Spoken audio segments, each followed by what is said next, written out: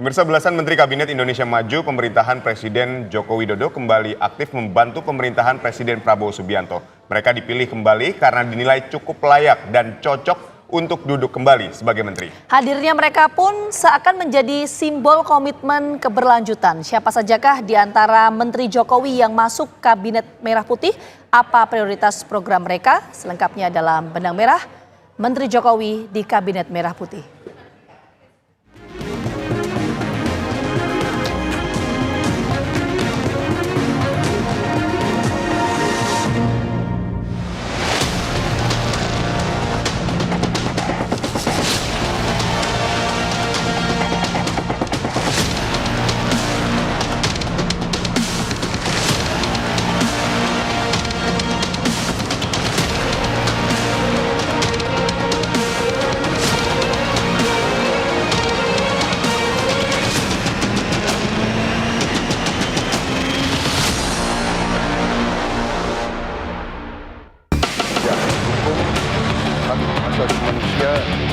Kabinet Merah Putih di bawah kepemimpinan Presiden Republik Indonesia Prabowo Subianto telah terbentuk.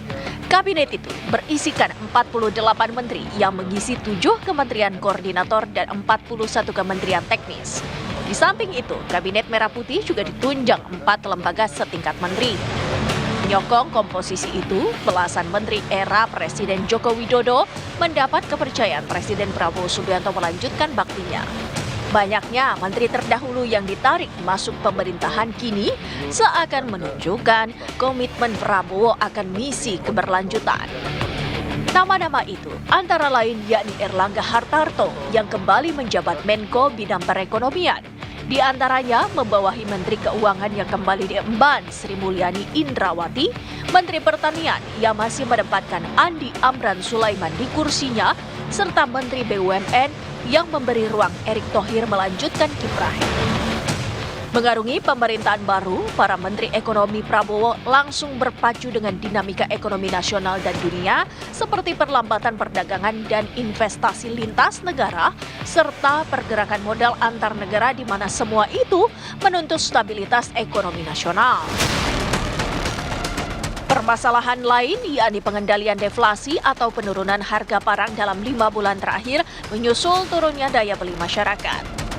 Selain itu, pekerjaan rumah besar yang menjadi tugas Menteri Ekonomi di pemerintahan Prabowo adalah pembayaran utang negara yang sudah jatuh tempo dan bunga utang tanpa mengusik likuiditas domestik. Diketahui kenaikan utang dalam 1 dekade terakhir telah melonjak hingga lebih dari 3 kali lipat.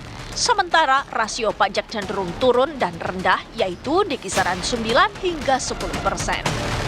Selain itu, para Menteri Ekonomi Kabinet Merah Putih juga dituntut mencari jalan membawa Indonesia keluar dari middle income trap, yakni situasi di mana negara berpendapatan menengah tidak dapat melakukan transisi menuju negara berpendapatan tinggi. Saya ingin menyampaikan bahwa kita harus optimis terkait janji-janji Pak Prabowo akan dicapai.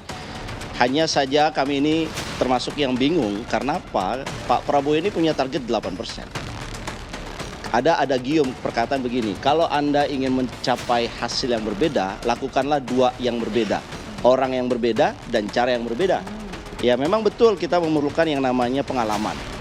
Tetapi kalau kita melihat capaian yang sudah berpengalaman ini kan harus kita akui hanya 5% pertumbuhannya, stuck di 5%. Jadi kalau cara orang yang lama dan prestasinya hanya 5%, kemudian Pak Prabowo menuntut 8%, itu kira-kira bagaimana mencapainya? Selain sejumlah Menteri Ekonomi, beberapa Menteri era Jokowi juga melanjutkan baktinya di bawah koordinasi Menko Bidang Pembangunan Manusia dan Kebudayaan. Mereka antara lain Menteri Kesehatan Budi Gunadi Sadikin, Menteri Sosial Saifullah Yusuf, serta Menteri Pemuda dan Olahraga Dito Aryo Tejo. Ada 3 program prioritas nasional bidang kesehatan, yakni pemeriksaan kesehatan, pembangunan rumah sakit, dan menurunkan kasus tuberkulosis atau TBC. Pemeriksaan kesehatan dinilai penting untuk menjaga masyarakat tetap sehat.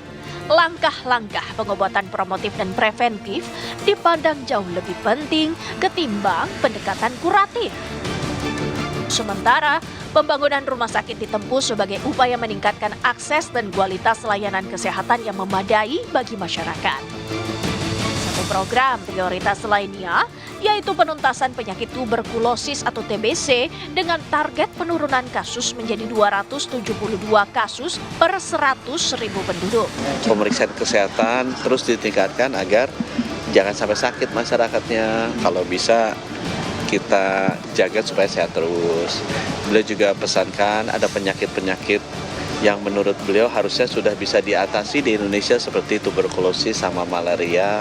Itu kan harusnya bisa cepatlah dieliminasi, dicari vaksinnya supaya masyarakat kita bisa cepat hilang penyakit ini.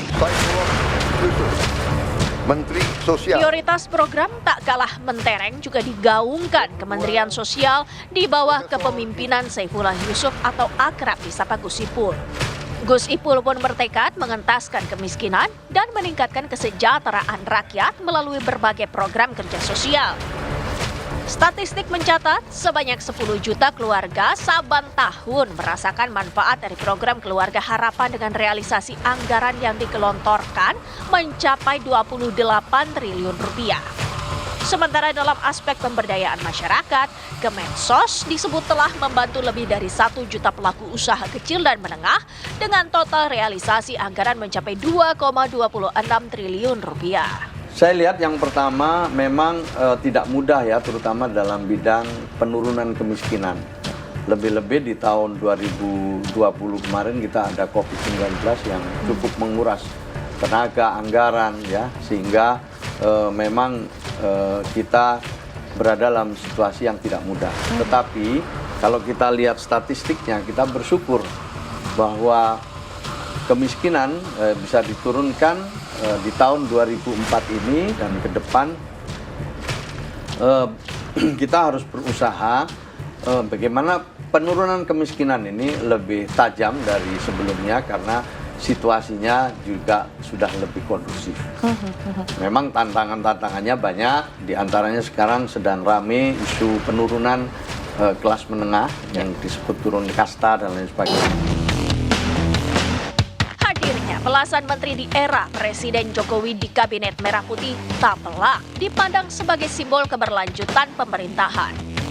Harapan besar seluruh lapisan masyarakat tanah air akan terwujudnya negeri yang maju, sejahtera, dan berdaulat kini turut disandarkan di pundak Tuan Presiden.